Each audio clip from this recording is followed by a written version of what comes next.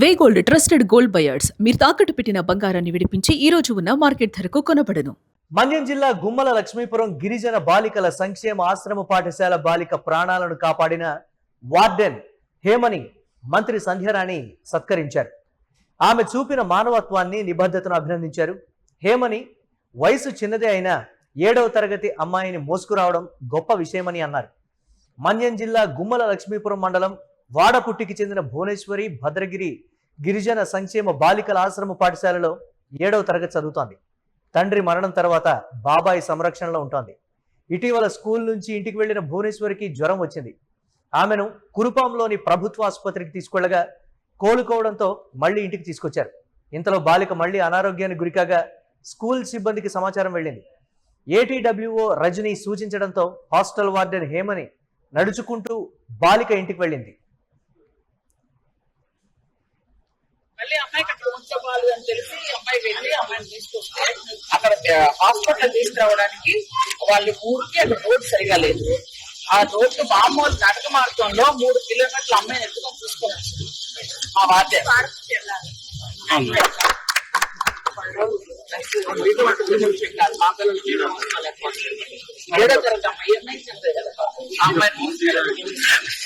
అమ్మాయికి ఒంట్లో బాగాలేకుంటే ఇంటికి పంపించేశారు.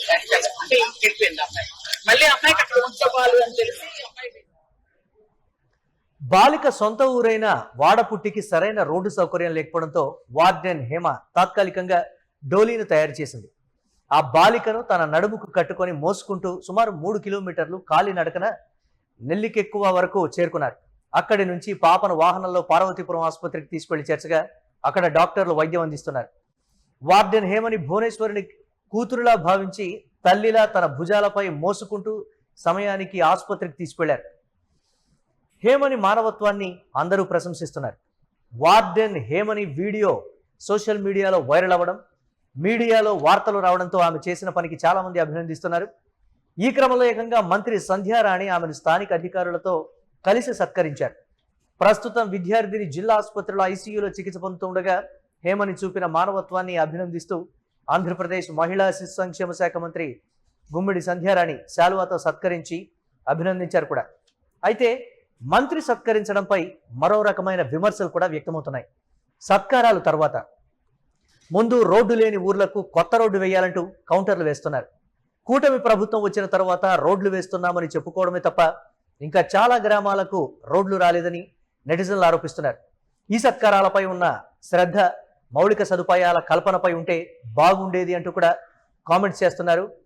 అయితే గిరిజన గ్రామాల్లో పర్టికులర్గా ఉత్తరాంధ్రకు సంబంధించి మారుమూల గ్రామాల్లో ఇప్పటికీ కూడా డోలీలలో మోసుకుంటూ వెళ్లాల్సినటువంటి పరిస్థితి. గర్భిణీలను ఇప్పటికీ కూడా డోలీలలో తీసుకొని ఆసుపత్రిలో చేర్చి అక్కడ డెలివరీలు చేయిస్తున్నటువంటి పరిస్థితి. ఒకవేళ ఆ డోలీలు మధ్యలోనే ఇబ్బంది అయ్యి వారికి డెలివరీ అయితే ప్రాణాలకే ప్రమాదకరంగా మారినటువంటి పరిస్థితి.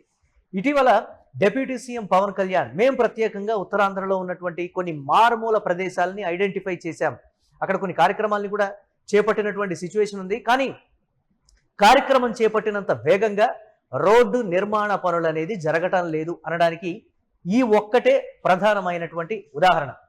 మంత్రి ఆమెను సత్కరించడంతో పాటు అక్కడ రోడ్డు మార్గానికి సంబంధించి కావచ్చు, మౌలిక సదుపాయాలకు సంబంధించి కావచ్చు, ఇతరత్రా వాటికి సంబంధించి ఒక అనౌన్స్మెంట్ చేస్తుంటే మంత్రి గుమ్మిడి సంధ్యారాణి ఆ విధంగా చేస్తుంటే బాగుండేది అనేటువంటి మాట మనం ఆ విజువల్లో కూడా చూస్తున్నాం.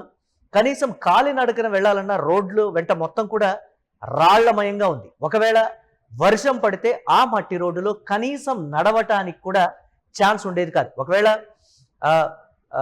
గర్భవతులు వాళ్ళని డోలీలో తీసుకువెళుతూ ఉంటే జారి పడిపోతే పరిస్థితి ఏంటి? ఇది ప్రధానంగా వినిపిస్తున్నటువంటి ప్రశ్న.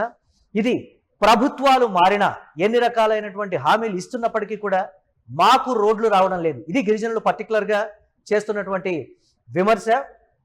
ప్రచార ఆర్భాటాలకి ఉత్తరాంధ్రలో ఉన్నటువంటి మారుమూల ప్రాంతాలని వాడుకోవటం కాదు. దయచేసి మాకు మౌలిక వసతుల రూపంలో కొన్ని ఏర్పాట్లు చేయండి. అందులో ప్రధానమైనది రోడ్డు కనెక్టివిటీ. ఇది వారు చెప్తున్నటువంటి మాట. అంబులెన్సులు మా ఊరికి వస్తే చాలు. ఇది వారు పెద్ద కోరికలు ఏమీ కాదు అని కూడా చెప్తూ ఉన్నారు. దీనికి సంబంధించి మా ఊరు నుంచి ఆసుపత్రికి వెళ్ళడానికి కనీసం కాలినడకన వెళ్ళాలన్నా రోడ్డు బాగుంటే చాలు. మనం ఆ విజువల్లో చూస్తున్నాం. ఒకవేళ వర్షం రాలేదు కాబట్టి సరిపోయింది. వర్షం వచ్చి ఉంటే ఆ రోడ్డు వెంట నడవటానికి కూడా ఎంతో ఇబ్బంది అయ్యేటువంటి పరిస్థితి ఉంటుంది. సకాలంలో ఆసుపత్రులకు చేరక పోయినటువంటి ప్రాణాలు ఎన్నో. ఇది గిరిజనులు చెప్తున్నటువంటి మాట. ఈ సంఘటనను ఉదాహరణగా తీసుకొని అయినా సరే ఆంధ్రప్రదేశ్ ప్రభుత్వం మా ప్రాంతాలకి రోడ్లు వెయ్యాలి. ఇప్పటికీ కనెక్టివిటీ సరిగా లేని గ్రామాలు ఉన్నాయి, మేము ఐడెంటిఫై చేసామని ప్రభుత్వం చెప్తున్నప్పటికీ మరి ఐడెంటిఫై చేశారు కరెక్టే, కనీసం ఒక ప్రణాళికైన అధికారులు ప్రకటించారా అంటే అది కూడా శూన్యమని చెప్తున్నారు. చూడాలి, ఇలాంటి ప్రాంతాలకి రోడ్డు మార్గం రావాలనే అన్ని ప్రాంతాల వాళ్ళు కోరుకుంటున్నారు.